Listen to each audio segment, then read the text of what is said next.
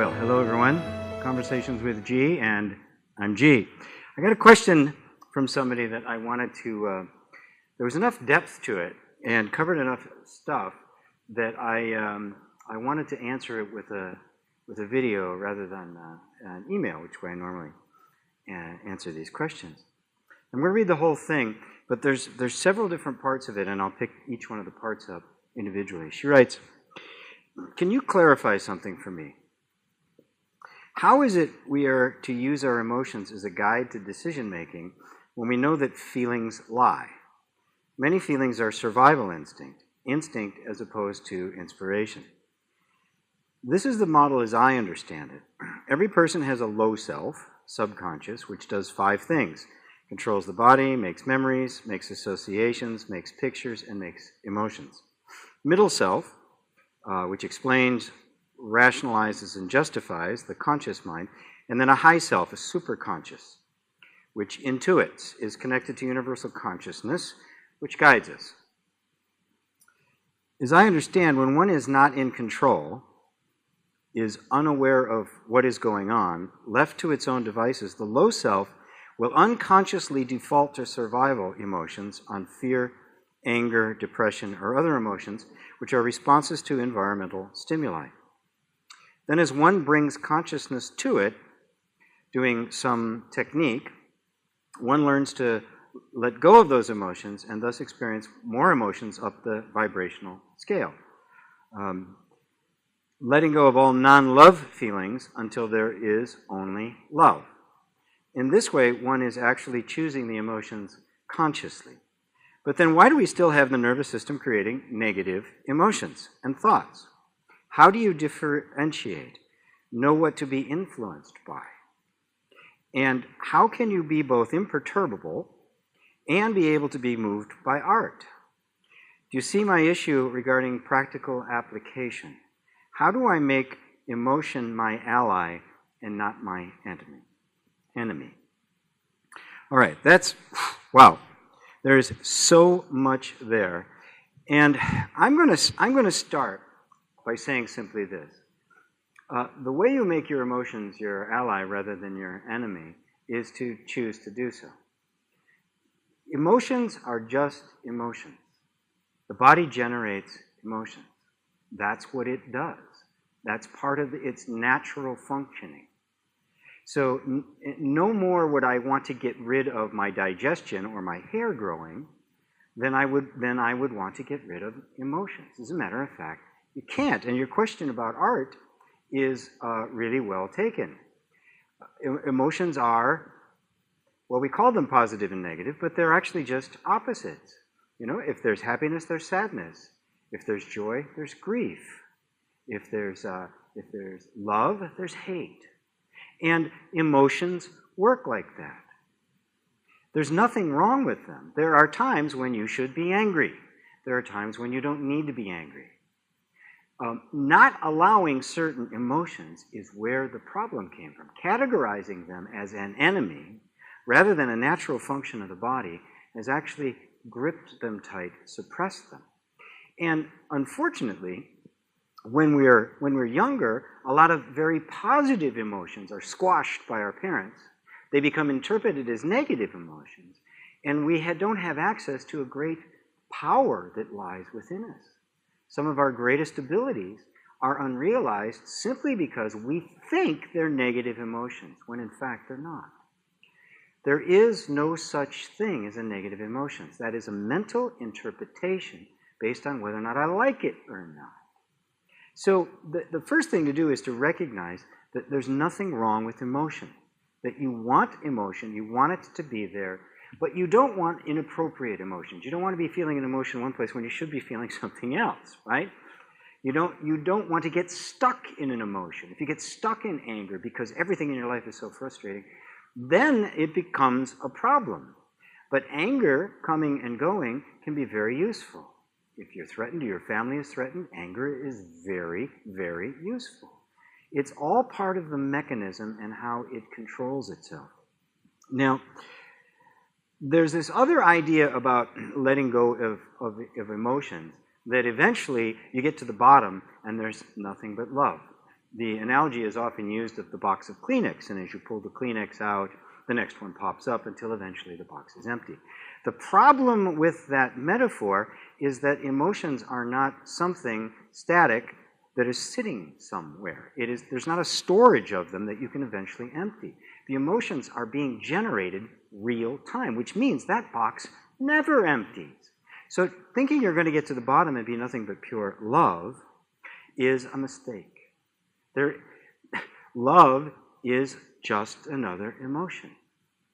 Now, what you may be doing is confusing spiritual love, which is a complete and total acceptance of everything just the way it is, with the love of preference. I love this. I don't love that. And of course, that love of preference, is where all the conflict comes from. It's all the hatred actually comes from there.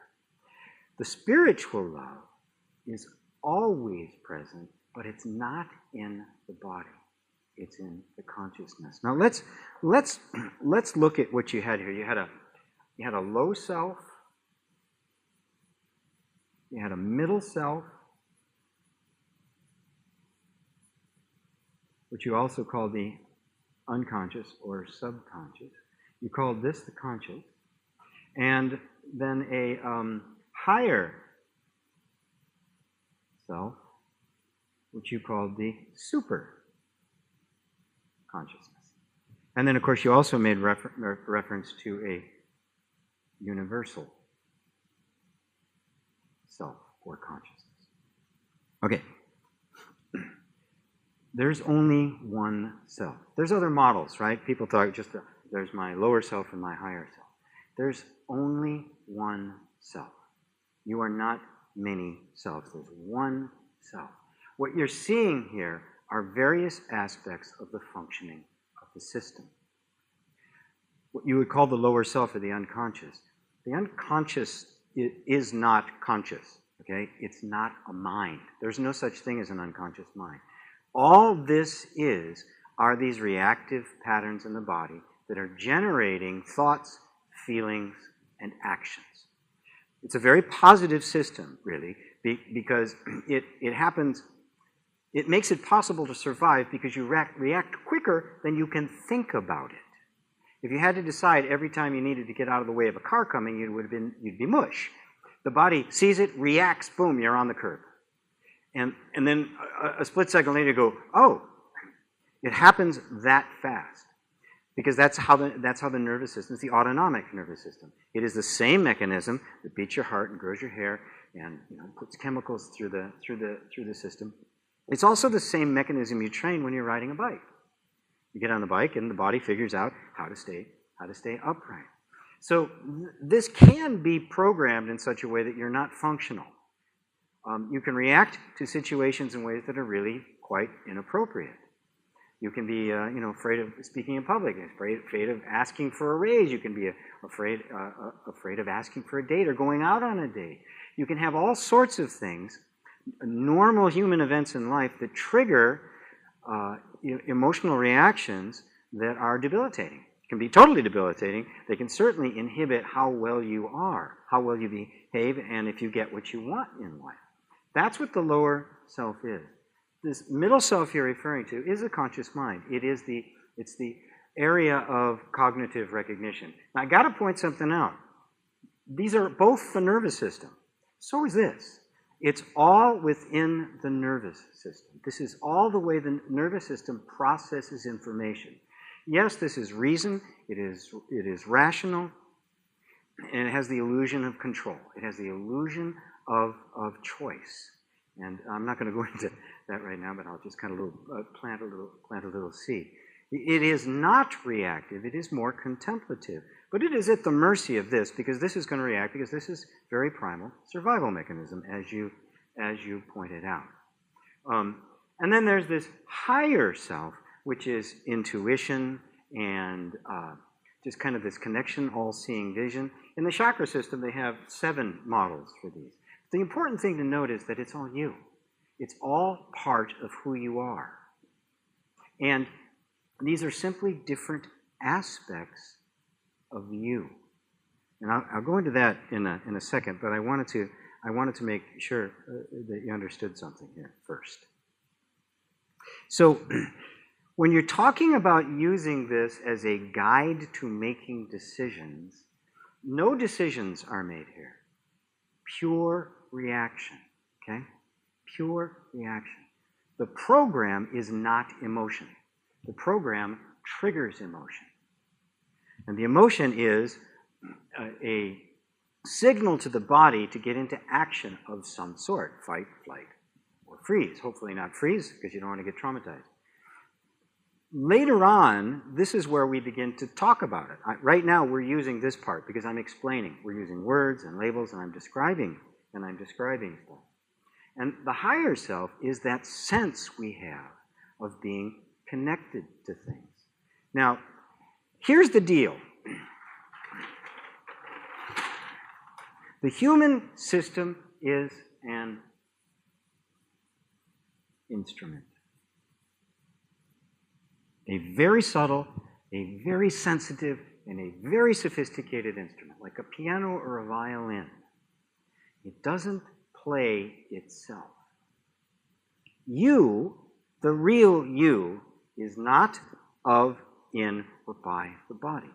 It is a consciousness itself. It is a sense of being that is expressing itself through the body. The body carries the information like an instrument carries the song. It is not the generator of it. Now here's the deal. A piano is just, it sounds really beautiful, but it doesn't have nerves. It doesn't have feelings. This instrument of the human system is so sophisticated that it actually has feelings, concepts, preferences, okay? So what gets confusing is that the instrument itself is generating feeling. And the feeling is telling us something about the state of the instrument. It's kind of like, it's kind of like a very sophisticated airplane with sensors all over the place to detect anything that might go wrong. But finding the things aren't going wrong is not its purpose. Its purpose is to do something really incredible, which is fly long distances with a lot of people. The same thing with the instrument. It's got all sorts of stuff in there to communicate what's going on, and if something's wrong, if something needs to change, or something needs to be adjusted. So the same mechanism that carries this information to us about what's going on in the world carries the inspiration. It carries the song. The song is not coming from the instrument, it's coming through it. But it's coming through the instrument in such a way that it comes and it moves us through feeling, through inspiration, through insight, none of which is coming from the body. So your question about how do you appreciate art, and because that's how you appreciate art. You see something and it moves you, but it's striking the highest, the part of you that is actually not in the body. It was here before you were born, it's going to be here after this body dissolves. So the instrument is there simply to give it expression. That's all. It's to give it expression. You use the instrument. When we do any healing kind of work, especially I use EFT mostly, what we're doing is simply clearing the instrument of everything it doesn't need. All the places it's broken, all the places it's not functioning correctly, so it becomes more and more responsive, more and more pristine, so that the real you can sing your song and express it and express through it. In Latin,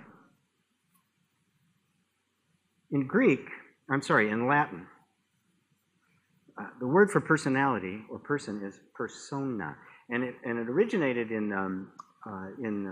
is a word they use for the characters played by the people in plays. And the persona was actually a mask that they put on to play the part, and in the mask was a small megaphone, so it would amplify their voice. Our modern word person comes from that. It literally means to sound through. That's what's happening. You are sounding through this. I am sounding through this. I am not this. You are not that. So all the work we do on ourselves is not to get rid of the feelings. It's to make them function perfectly. It's to make them be what they were meant to be, to give them total freedom of expression. And when we do that, we're aware of how the system is operating. Is it all systems are go, all systems are functional? And then it will do what it was really meant to do, be incredibly sensitive to the impersonal, universal energy, which is your real being. I'm sure I got that. So feelings don't lie. They can't lie. They have no intention. They just are. They're generated real time as in the response to the system picking something up in the environment that it thinks it needs to do something about. Or it's responding to the inspiration. It gets a little bit confusing because the same instrument does both. That's it. So we just need to learn to be sensitive to what's actually going on. And being sensitive to what's actually going on, we begin to hear the language. And we can tell that if it's just, it's the idiot light on the dashboard telling you you're 2 chords low, or if it's the next great piece of art that's just about to come drop in your lap.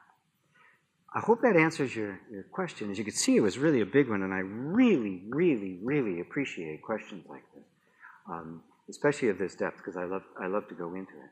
So that's all for now. Please join me on Conversations with G, because it's a really cool place, and we have a lot of fun, and we get a lot of interesting questions just like this one. And thank you to the author of the question. That's it for now. I'm G.